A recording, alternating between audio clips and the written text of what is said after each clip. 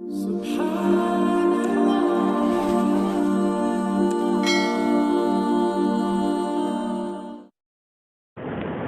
عليكم ورحمة الله وبركاته.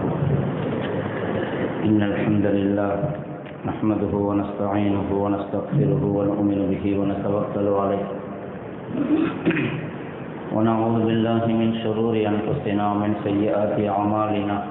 من يهد الله فلا مضل له ومن يضلل فلا هادي له. ونشهد أن لا إله إلا الله وحده لا شريك له ونشهد أن محمدا عبده ورسوله.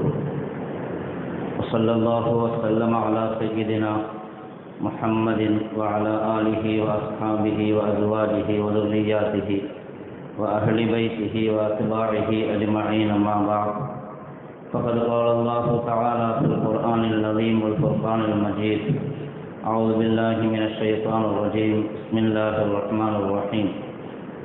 إنما يتقبل الله من المتقين. صدق الله العظيم. قال النبي صلى الله عليه وسلم: وروي عن النبي صلى الله عليه وسلم فرض رسول الله صلى الله عليه وسلم زكاة الفطر الحديث أو كما قال صلى الله عليه وسلم. புகழ் அனைத்தும் ஏக இறைவனாகிய அல்லாஹ் ஒருவனுக்கு மட்டுமே உரித்தாகட்டுமாக. அல்லாஹ்வினுடைய ஸலாத்தும் ஸலாமும் அன்பும் அருளும் நம் உயிரினும் மேலான முஹம்மது ரசூலுல்லாஹி ஸல்லல்லாஹு அலைஹி வஸல்லம் அவர்களின் மீதும் அன்னவர்களுடைய தோழர்கள், குடும்பத்தார்கள், அவர்களை பின்பற்றி வந்த தாபிஈன்கள், தபஉ தாபிஈன்கள், ஃபுகஹாக்கள், ஷுஹதாக்கள், நல்லவர்கள் நம் அனைவரின் மீதும் என்றென்றும் நின்று நிலவட்டுமாக. அல்லாஹ்வினுடைய மேலான ரஹ்மத்தையும் அவனுடைய பொருத்தத்தையும் பெற்றுக்கொண்ட நல்லடியார்களுடைய கூட்டத்திலே அல்லாஹ் நம்மை கபூல் செய்தருள்வானாக. வாழும் காலமெல்லாம் நிம்மதியாகவும் ஆரோக்கியமாகவும் வாழக்கூடிய பெரும் பாக்கியத்தை அல்லாஹ் நம் அனைவருக்கும் தந்தருள்வானாக. வாழ்க்கையின் எல்லா நிலைகளிலும் தக்வா எனும் இறையச்சத்தை எடுத்து நடப்பதற்குரிய பாக்கியமான சந்தர்ப்பங்களை அல்லாஹ் உருவாக்கி தந்தருள்வானாக. ரமதானுடைய இவ்வளவு நாட்களுடைய குறைவான அமல்களையும் அல்லாஹ் தன்னுடைய பெருந்தன்மையோடு நிறைவாக ஏற்றுக்கொள்வானாக. அதில் ஏற்பட்ட குறைகளை, சருகுதல்களை கண்டுகொள்ளாமல் இருந்த அசட்டையாக இருந்ததையெல்லாம் அல்லாஹ் மன்னித்தருள்வானாக.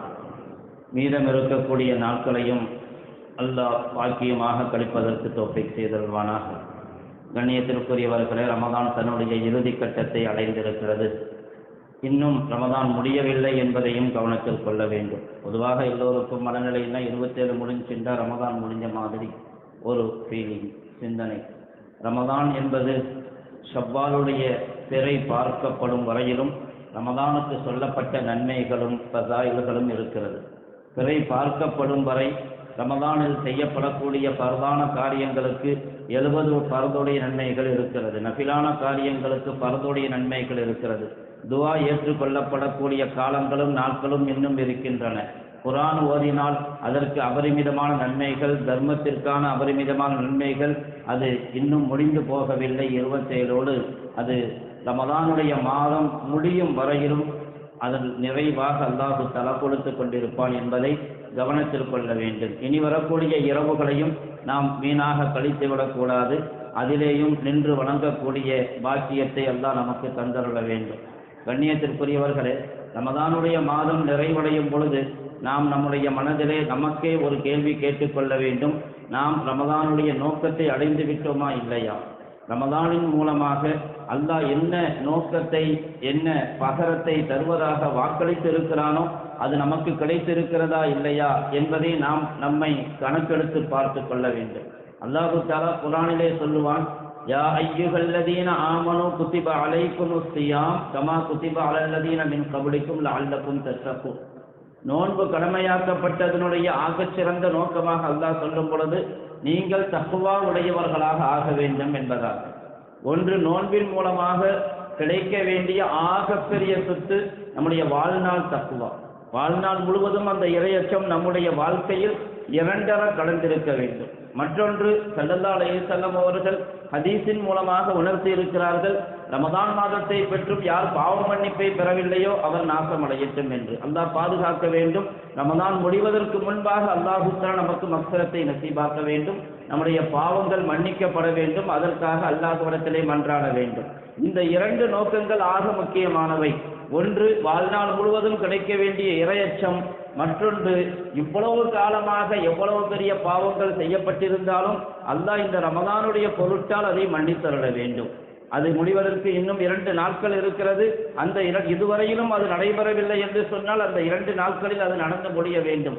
இல்லை என்றால் நாம் ரமதானை பெற்றுக்கொண்டதற்கு எந்த பிரயோஜனமும் இல்லாமல் போய்விடும். அல்லாஹ் அப்படிப்பட்ட கூட்டத்தை விட்டும் நம்மை பாதுகாத்தருள்வானாக. ரமதான் என்பது ஒரு தர்பியத் கோர்ஸ், ஒரு பயிற்சி வகுப்பு மாதிரி. நம்முடைய இபாதத்துகள், நம்முடைய கடமைகள் எல்லாம் வீணானவை அல்ல. எப்படி நம்முடைய ஒவ்வொரு பொருளையும், வீட்டில் இருக்கக்கூடிய ஃப்ரிட்ஜாக இருக்கட்டும், வாஷிங் மிஷினாக இருக்கட்டும், அல்லது ஜெனரேட்டராக இருக்கட்டும், எதுவாக இருந்தாலும் சரியே, நாம் ஓட்டக்கூடிய 2 வீலராக இருக்கட்டும், அவ்வப்போது அது சர்வீஸ் பண்ணணும். சர்வீஸ் பண்ணணும்னு சொன்னால் அது ஒழுங்காக இருக்காது, செயல்படாது. எப்போவாவது பார்த்துக்கொள்ளலாம், அது எதையாவது ஃபால்ட்டானா பார்த்துக்கலாம் இருக்க முடியாது. அவ்வப்போது அது ஒழுங்காக இருக்குதா இல்லையா, சரியாக செயல்படுதா இல்லையா, சர்வீஸுக்கு நம்ம அதை விட்டுக்கொண்டே இருக்க வேண்டும். அப்படி செய்யும் பொழுதுதான் அது நீண்ட காலத்தினுடைய பயன்பாட்டை கொடுக்கும். நீண்ட காலம் அது பயன்பாட்டை தர வேண்டும் என்று சொன்னால் குறிப்பிட்ட காலத்திற்கு ஒரு முறை சர்வீஸ் செய்யணும். நம்முடைய உடலும் அப்படித்தான். நம்முடைய உடலையும் பேசாமல் கண்டுகொள்ளாமல் இருந்து விட்டால் திடீரென வியாதிகள் எங்கிருந்து வந்தது என்று தெரியாது, எல்லா வியாதியும் கூடி போயிருக்கும். சுகர் நார்மலாக இருக்குதா, ப்ரெஷர் நார்மலாக இருக்குதா, கொலஸ்ட்ரால் நார்மலாக இருக்குதா, செக் பண்ணக்கூடியவங்க மாதத்துக்கு ஒரு தடவை, 3 மாதத்துக்கு ஒரு தடவை, அல்லது 6 மாதத்துக்கு ஒரு தடவை உடலை சரி செய்து கொண்டே இருக்க வேண்டும், கண்காணித்து கொண்டே இருக்க வேண்டும். இது செக் பண்ணுவதற்காக, ஒரு சர்வீஸுக்காக நம்ம உடலை எந்த விதமான வியாதியும் இல்லாமல் பாதுகாக்க வேண்டும் என்று சொன்னால் அதற்காக நாம் செய்யக்கூடிய முயற்சி. அதே போன்றுதான் நம்முடைய ரூஹானி முயற்சி. நம்முடைய ஆன்மீக ரீதியான பவர், பலம் ஒழுங்காக இருக்குதா இல்லையா, அதை செக் பண்ணுவதற்காகத்தான் ஒவ்வொரு நாளும் தொழக்கூடிய 5 நேர தொழுகைகள், ஒவ்வொரு வருடமும் வரக்கூடிய ரமதான். நாம் ஒவ்வொரு நாளும் 5 நேர தொழுகையை ஒழுங்காக தொழுது கொண்டே இருந்தோம் என்று சொன்னால் நம்முடைய ஈமானும் இஸ்லாமும் சலாமத்தாக இருக்கிறது என்பதற்கான அடையாளம். ஒவ்வொரு நாளும் தொழ வேண்டும். ரமதான் முடிஞ்சிருச்சு, தொழுகை முடிஞ்சிருச்சு இல்லை, ஒவ்வொரு நாளும் 5 நேரம் இன்ன ஸலாத கானத் அலல் முஃமினீன கிதாபம் மௌகூதா, தொழுகை நேரம் குறிப்பிடப்பட்ட கடமை.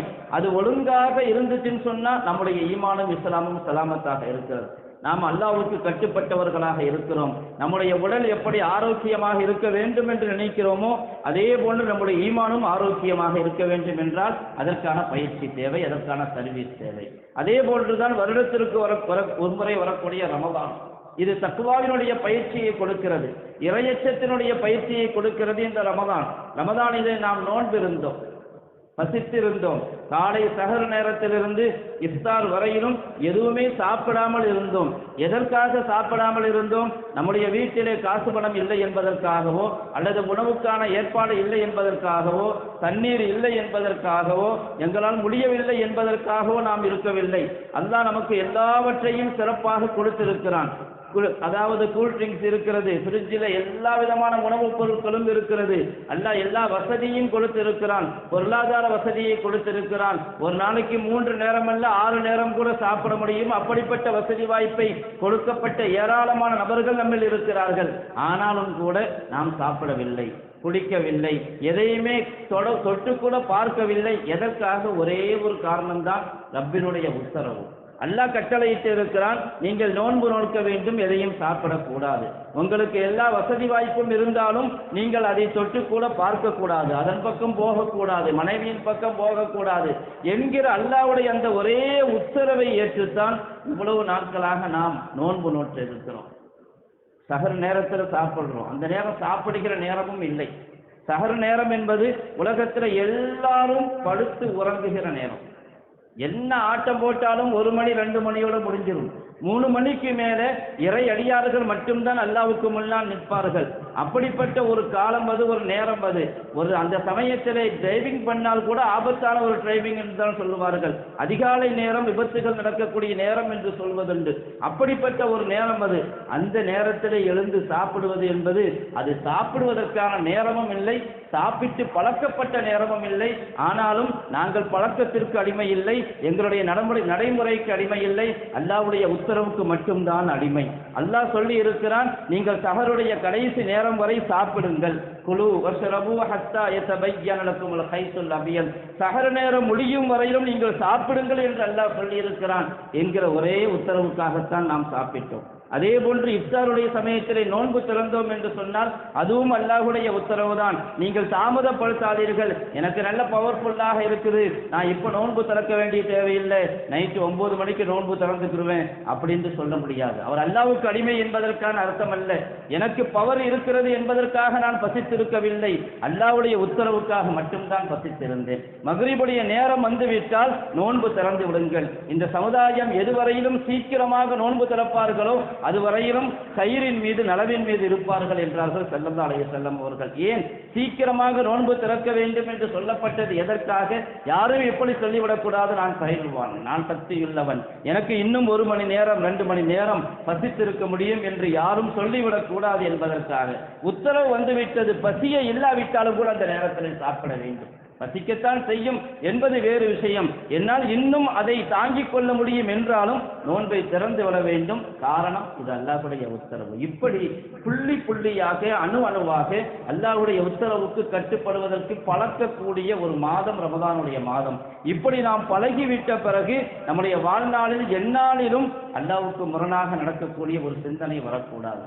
அல்லாஹ்வுடைய கட்டளைக்கு மாற்றமாக நடக்கக்கூடிய சிந்தனை வரக்கூடாது. அல்லாஹ் தடை செய்ததை செய்வதென்பால் நம்முடைய உள்ளம் சென்று விடக்கூடாது. நாம் அல்லாஹ்வுடைய கட்டளைகளை கடமைகளை நிறைவேற்றாமல் புறம் தள்ளக்கூடியவர்களாக ஆக்கிவிடக்கூடாது.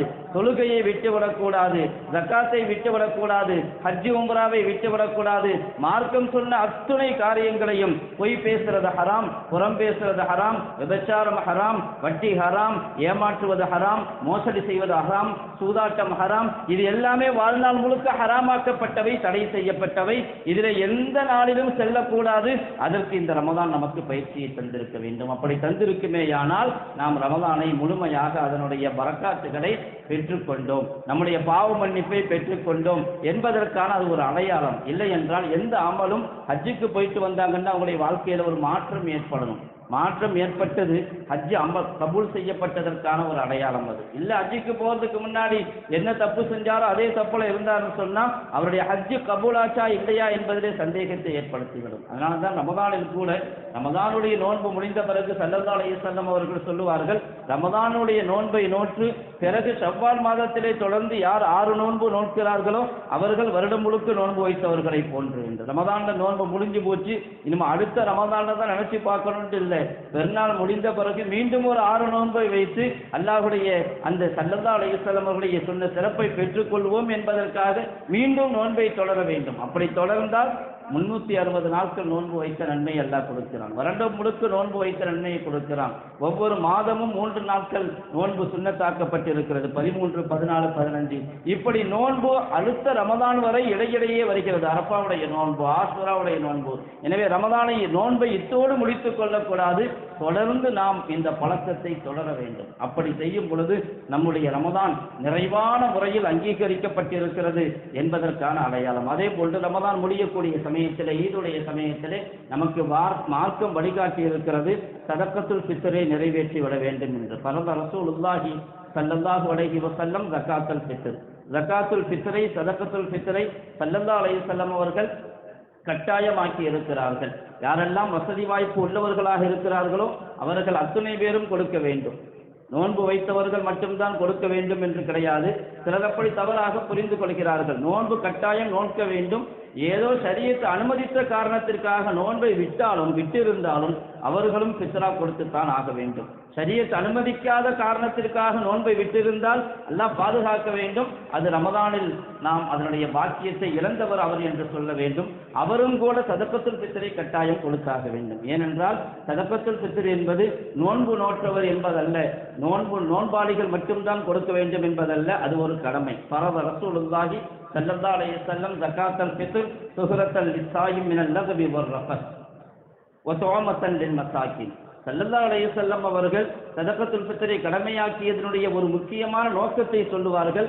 அது நோன்பாளிக்கு அதில் ஏற்பட்ட குறைகளை நீக்கிவிடும், நிவர்த்தியாக்கிவிடும். ஏதாவது குறை ஏற்பட்டிருக்கலாம், எந்த அடியானும் 100க்கு 100 முழுமையாக அதை நிறைவேற்றுவது என்பது சிரமமான ஒன்று. அதிலே சின்ன சின்ன குறைகள் இருந்தால் கூட அல்லாஹ் சதக்கத்துல் ஃபித்ரின் மூலமாக அதை மன்னித்து விடுகிறான், நீக்கி விடுகிறான் என்பதை ஸல்லல்லாஹு அலைஹி வஸல்லம் அவர்கள் சொல்லுவார்கள். இது ஒரு பெரிய சந்தர்ப்பம். நமக்கு ஏதாவது குறை ஏற்பட்டிருந்தால், ரமதானிலே ஏதாவது குறை ஏற்பட்டிருந்தால், ஏற்பட்டே இருக்கும், அதற்கும் கூட அல்லாஹ் நிவர்த்தியை வைத்திருக்கிறான். அந்த குறைகளை கூட அல்லாஹ் நிவர்த்தி செய்து விடுகிறேன். என்னுடைய அடியான் முன்னால் வருகிறானா கடமையை நிறைவேற்றுவதற்காக, நான் அல்லாஹ்வுடைய பொருத்தத்தை பெறுவதற்காக ஏங்கிக் கொண்டிருக்கிறேன் என்றுடைய நம்முடைய மன தவிப்பு அல்லாஹ்வுக்கு போதும். குறைகள் நடக்கத்தான் செய்யும், அந்த குறைகளை கூட அல்லாஹ் பொருட்படுத்த மாட்டான். என்னுடைய அடியான் என்னுடைய முன்னோக்கி வந்ததே பெரிய விஷயம், நான் அவனை மன்னித்து விடுகிறேன் என்று சொல்லிவிடக் கூடும் ரப்புல் ஆலமீன். அல்லாஹ் அப்படிப்பட்ட கூட்டத்திலே எல்லாம் நம்மை ஆக்கியிருவானாக. எனவே சதக்கத்துல் ஃபித்ர் என்பது நம்முடைய நோன்பில் ஏற்பட்ட குறைகளை நீக்கி வைக்கும். அதே போன்று ஏழைகளுக்கான உணவாகவும், யார் கஷ்டப்பட்டு இருக்கிறார்களோ பெருநாளை முழுமையாக மன நிம்மதியோடு சந்தோஷமாக கொண்டாட முடியவில்லையோ அவர்களுக்கான ஒரு உணவாகவும் ஆகிவிடும். நாம் யாருக்கு செலவு செய்ய கடமைப்பட்டிருக்கிறோமோ, நம்முடைய சிறிய பிள்ளைகள், பெருநாளுடைய காலை பஜிர் நேரத்தில் பிறந்த குழந்தையாக இருந்தாலும் அந்த குழந்தைக்கும் சதக்கத்துல் ஃபித்ர் கொடுக்க வேண்டும். நாம் யாருக்கு செலவுக்கு செய்ய கடமைப்பட்டிருக்கக்கூடிய வயதுக்கு வராத சிறிய பிள்ளைகளுக்காக ஃபித்ராவை நிறைவேற்ற வேண்டும். ஃபித்ராவுடைய அளவு 1/600 கோதுமை என்று நிர்ணயம் செய்யப்பட்டிருக்கிறது. பணம் என்று சொன்னால் 90லிருந்து 100 ரூபாய்க்குள்ள வரும். இது குறைந்தபட்ச அளவு. யாருக்கு முடியுமோ இதைவிட அதிகமாகவும் அவர்கள் கொடுப்பதற்கு முயற்சிக்க வேண்டும். பெருநாள் அன்று கொடுக்க வேண்டிய கடமை எது? பெருநாளைக்கு முன்பாகவும் கொடுக்கலாம், இன்றிலிருந்தே கொடுக்கலாம், நாளைக்கு கொடுக்கலாம். அதில் அப்துல்லாஹ் இப்னு உமர் ரலியல்லாஹு அன்ஹு அவர்கள் பெருநாளைக்கு 2 நாட்களுக்கு முன்பாகவே ஃபித்ராவை கொடுத்து விடுவார்கள் என்று பார்க்கிறோம். எனவே பெருநாளைக்கு முன்பாகவும் நாம் ஃபித்ராவை நிறைவேற்றி விட முடியும். எப்படியாவது பெருநாளுடைய தொழுகைக்கு முன்பாக அதை நிறைவேற்ற வேண்டும். ஸல்லல்லாஹு அலைஹி வஸல்லம் அவர்கள் சொல்வார்கள், யார் தொழுகைக்கு முன்னால் கொடுத்தார்களோ அதுதான் ஏற்றுக்கொள்ளப்பட்ட ஃபித்ரா, இல்லை என்றால் சாதாரண சதக்காவாகிவிடும் என்பார்கள். யாராவது வெளிநாட்டில் இருக்கிறாங்க, வெளிநாட்டில் இருக்கிறவங்க என்ன செய்வாங்க, குடும்பம்லாம் இங்கே இருக்குது, இங்கே சேர்த்து கொடுத்துடலாம் நினைப்பாங்க. ஆனால் கொடுக்க வேண்டிய கணக்கு அங்கே தான் இருக்குது. யார் எங்கே இருக்கிறாங்களோ அங்கே தான் ஃபித்ரா கொடுக்கணும். சவுதியில் வேலை செய்கிறாங்கன்னு சொன்னால் அவர்களுக்கான ஃபித்ரா சவுதியில் கொடுக்க வேண்டும். ஒரு கால் ஊரிலே ரொம்ப தேவையுள்ளவர்கள் இருக்கிறார்கள் என்றால் ஊரிலே கொடுத்தாலும் அங்கே உள்ள அளவை தான் கவனிக்கணும். இங்கே 100 ரூபாவோட முடிஞ்சிடும், அங்கே 50 ரியாலாக இருக்கும். 50 ரியால்னா 1000 ரூபாய்க்கு மேலே போயிடும். இப்போ இங்கே ஊர்லேயே கொடுத்துடலாம், இங்கே உள்ள கணக்குப்படி கொடுத்துடலாம் இல்லை. யார் எங்கே இருக்கிறாங்களோ அங்கே உள்ள அளவின்படி தான் ஃபித்ராவை கொடுக்க வேண்டும். சிறந்தது அவர்கள் இருக்கிற இடத்திலேயே கொடுத்துடணும். ஊரில் தேவையுள்ளவர்கள் அதிகமாக இருக்கிறார்கள் என்பதற்காக ஊரை மாற்றுகிறார்கள் என்றால் அவர்கள் இருக்கக்கூடிய இடத்தின் கணக்கை கவனித்து தான் கொடுக்க வேண்டுமே தவிர இந்தியாவில் சொல்லப்படக்கூடிய கணக்கை வைத்து அங்கிருப்பவர்களுக்கு கொடுக்கக்கூடாது என்பதையும் கவனத்தில் கொள்ள வேண்டும். ஏனென்றால் அங்கே கொடுக்கிறது ரொம்ப கஷ்டம், அது ரொம்ப கூட, இது ரொம்ப கம்மியாக இருக்குது, லேசான வேலையாக போயிடும், கம்மியாக போயிடும், அப்படி நினைக்கக்கூடாது. கட்டாயம் செய்ய வேண்டிய காரியங்களை முறையாக செய்யும் பொழுது அல்லாஹ் அதனை பரக்கத்தை ஏற்படுத்தி கொடுப்பான். அல்லாஹ் தஆலா தௌஃபீக் செய்தருள வேண்டும். நம்முடைய கடமைகளை முழுமையாக நிறைவேற்றுவதற்கு எல்லா நிலைகளிலும் அல்லாஹ்வுடைய பொருத்தத்தை தேடியவர்களாக கடமைகளை நிறைவேற்றுவதற்கான பாக்கியத்தை அல்லாஹ் கொடுத்தருள வேண்டும். அல்லாஹ் ரப்புல் ஆலமீன் ரமதானில் செய்த எவ்வளவு சிரமப்பட்டிருக்கலாம், பலரும் சிரமப்பட்டு நோன்பு வைத்திருக்கலாம். கடுமையான வெயில் காலங்கள், உஷ்ணமான காலங்கள், வெளியே பல வேலைகளை தங்களுடைய தொழிலில் வேலைகள் ஈடுபட்டு சிரமப்பட்ட நிலையிலே நோன்பு வைத்தவர்கள் இந்த சமுதாயத்தில் ஏராளமான நபர்கள் இருக்கிறார்கள். அல்லாஹு ஜல்ல ஷானஹு வ தஆலா எல்லாருடைய நோன்பையும் அல்லாஹ் அங்கீகரித்தருள்வானாக. இதில் ஏற்பட்ட சிரமங்கள், கஷ்டங்களுக்கு அல்லாஹ் சிறந்த பகரத்தை இந்த சமுதாயத்திற்கு கொடுத்தருள்வானாக. யார் ரமதானிலே நோன்பு வைக்காமல் அசட்டையாக இருந்து விட்டார்களோ உண்மையிலேயே அவர்கள் மஹரூமானவர்கள், பாக்கியம் இழந்தவர்கள். அல்லாஹ் மன்னிக்க வேண்டும். ரமதானை எந்த வகையிலும் கேவலப்படுத்த கேவலப்படுத்தி இருக்கக்கூடாது. யார் நோன்பு நோற்றார்களோ உண்மையிலேயே அவர்கள் பாக்கியமானவர்கள். அல்லாஹு ஜல்ல ஷானஹு வ தஆலா நம்முடைய நோன்பை எல்லாம் அங்கீகரித்துக் கொள்வானாக. ரமதானில் செய்த ஒவ்வொரு அமலையும் அல்லாஹ் அங்கீகரித்துக் கொள்வானாக. நாம் செய்த திக்ரு திலாவத்தை ஏற்றுக்கொள்வானாக. நாம் என்னவெல்லாம் குர்ஆன் எவ்வளவு ஓதினோமோ அந்த திலாவத்தை எல்லாம் ஏற்றுக்கொள்வானாக. நாம் சதகா செய்திருப்போம், தான தர்மங்கள் செய்திருப்போம், நம்மால் முடிந்தவரை அள்ளி அள்ளி வாரி வாரி கொடுத்திருப்போம். அதற்கெல்லாம் அல்லாஹ் சிறந்த பகரத்தை தந்தருள்வானாக. நம்முடைய சதகாவுக்கு தர்மத்திற்கு 700 மடங்கள்ல 7000 மடங்காக, லட்சோப லட்சம் மடங்காக இந்த உலகத்திலும் ஆகிரத்திலும் அல்லாஹ் பெருக்கி தந்தருள்வானாக. பல சமயங்களில் நம்முடைய தொழில் நேரத்தை குறைத்திருப்போம். ரமதானுக்காக, நோன்புக்காக வியாபார நோக்கத்தை நேரத்தை குறைத்திருக்கலாம், தொழில் நேரத்தை குறைத்திருக்கலாம். அதிலே ஏதாவது வெளிப்படையாக வியாபாரத்திலே லாபத்திலே நஷ்டம் கூட ஏற்பட்டிருக்கலாம். ரப்புல் ஆலமீன் நம்முடைய அந்த உயர்ந்த எண்ணத்திற்காக அந்த ஏற்பட்ட நஷ்டத்தையும் பன்மடங்காக பெருக்கி லாபமாக கொடுத்தருள்வானாக. நம்முடைய வியாபாரத்தை காலம் முழுக்க லாபகரமானதாக ஆக்கியிருவானாக. பரக்கத்தான ஹலாலான வருமானத்தை நமக்கும் நம்முடைய குடும்பத்தாருக்கும் நிறைவான முறையில் அல்லாஹ் அள்ளி கொடுத்தருள்வானாக. நாம் ரமதானில் செய்த எல்லா துவாவையும் அல்லாஹ் ஏற்றுக்கொள்வானாக. இந்த ரமதான் முடிவதற்கு முன்பாக நம்முடைய பாவங்கள் மன்னிக்கப்படாத நிலையில் ரமதான் முடிவதை விட்டும் நம்மை காத்தருள்வானாக. நம்முடைய எல்லா பாவங்களும் மன்னிக்கப்பட்ட மக்களாக அல்லாஹ் நம்மை ஆக்கியருள்வானாக. அதே போன்று ஈதுடைய தினம் அது சந்தோஷமான நாட்கள். ஈதுடைய நாளிலே அந்த சந்தோஷத்தை அல்லாஹு தஆலா வாழ்நாளெல்லாம் நீடிக்க செய்தருள்வானாக. நமக்கு ஏற்படக்கூடிய எல்லா விதமான ஏற்பட்டிருக்கக்கூடிய எல்லா கஷ்டங்களையும் நீக்கியருள்வானாக. எல்லா விதமான வியாதிகள், கஷ்டங்கள், முசீபத்துகளை விட்டும் அல்லாஹ் நம்மை பாதுகாத்தருள்வானாக. திடீர் விபத்துகள், திடீர் மரணங்கள், தாங்க முடியாத துக்கங்கள், சோகங்களை விட்டும் அல்லாஹ் நம் அனைவரையும் பாதுகாத்தருள்வானாக. இந்த ரமதான் மாசத்திலே பெருநாளை யார் சந்தோஷமாக கொண்டாட முடியாதவர்களாக இருக்கிறார்களோ அவர்களுக்கும் நாம் துவா செய்ய கடமைப்பட்டிருக்கிறோம். நாட்டினுடைய பல பாகங்களில் தேவையில்லாத பிரச்சனைகளின் மூலமாக பாதிக்கப்பட்டிருக்கிறார்கள். கண்ணியமான ரமதான் மாதத்திலும் கூட நாக்பூரில் ஒரு பெரிய கலவரம் நடந்து முடிந்திருக்கிறது. தேவையில்லாத சாதாரண அற்ப சொற்ப காரணங்களுக்காக அவுரங்கசீபுடைய பெயரை வைத்துக்கொண்டு எதையோ வைத்துக்கொண்டு பல சிரமங்களுக்கு ஆளாக்கப்படுகிறார்கள். ரப்புல் ஆலமீன் எல்லா விதமான சிரமங்களை விட்டும் இந்த மக்களை பாதுகாத்தருள்வானாக. நாட்டிலே, இந்த உலகத்திலே எங்கெல்லாம் இஸ்லாத்தின் பெயரால் சிரமப்படுத்தப்படுகிறார்களோ, குறிப்பாக நாம் இந்த சந்தோஷமான பெருநாளுடைய சமயத்திலே பாலஸ்தீன மக்களை நினைவு கூற வேண்டும். காசாவுடைய மக்களை நினைவு கூற வேண்டும். பிள்ளைகளை பறிகொடுத்திருக்கிறார்கள், ஷஹீதாக்கப்பட்டிருக்கிறார்கள். பெரியவர்கள், பெண்கள் எவ்வளவு பெரிய பாதிப்புக்குள்ளாகி இருக்கிறார்கள். அல்லாஹ் நம்மை நிம்மதியாக இங்கே வாழ வைத்திருக்கிறான். அது மாதிரியான கஷ்டங்களை எல்லாம் நமக்கு கொடுக்கவில்லை. ஆனால் அவர்கள் எவ்வளவு பாதிக்கப்பட்டிருக்கிறார்கள். எல்லா சொத்துக்களையும் இழந்து நிற்கிறார்கள். வீடுகள் எல்லாம் தரைமட்டமாக்கப்பட்டிருக்கிறது. நாம் கட்டிய வீடு இடிக்கப்பட்டால் நமக்கு எவ்வளவு பெரிய வேதனை இருக்கும் என்பதை நினைத்து பார்க்க வேண்டும். பல லட்சங்கள், கோடிக்கணக்கில் நாம் செலவு செய்து கட்டிய வீடுகள் அது இடித்து தரைமட்டமாக்கப்பட்டால் அது எவ்வளவு பெரிய மனக்குழப்பத்தையும் மனவேதனையும் கொடுக்கும். அந்த மக்களாக இருக்க போய் அவர்கள் சகித்துக் கொண்டார்கள். இல்லை என்றால் பல பேர் தங்களுடைய மனதை விட்டிருப்பார்கள், தற்கொலையை நோக்கி சென்றிருப்பார்கள். அப்படிப்பட்ட ஒரு இக்கட்டான ஒரு நிலைதான். ஆனால் அல்லாஹ் அந்த மக்களுக்கு அப்படிப்பட்ட ஈமானையும் மனத்திடத்தையும் கொடுத்திருக்கிறான். எல்லா சோதனைகளையும் எதிர்த்து நிற்கிறார்கள். அல்லாஹ் ரப்புல் ஆலமீன் அவர்களுடைய எல்லா கஷ்டங்களையும் நீக்கி அருள வேண்டும். அவர்களுக்கு எதிரான அந்த யூத பயங்கரவாதத்தை உலகத்திலிருந்தே எடுத்தறியப்பட வேண்டும். அதற்காக களத்திலும் முயற்சி செய்ய வேண்டும். அல்லாஹ்வுடைய துஆ செய்வதிலும் ஈடுபட வேண்டும். அல்லாஹ் ஜல்ல ஷானஹு வ தஆலா எல்லா விதமான கைர் பரக்காத்துகளை நமக்கு கொடுத்தருள்வானாக. கண்ணியத்திற்குரிய ஞாயிற்றுக்கிழமை மாலை பிறை பார்க்கப்பட வேண்டிய நேரம். கண்டிப்பாக பிறை பார்ப்பதில் நாம் முழு கவனம் செலுத்த வேண்டும். யாராவது பிறை பார்த்து சொல்லுவாங்கன்னு அசால்ட்டாக இருக்க தேவையில்லை. ஒவ்வொரு நபருக்குமே பிறை பார்க்கக்கூடிய பொறுப்பு இருக்கிறது.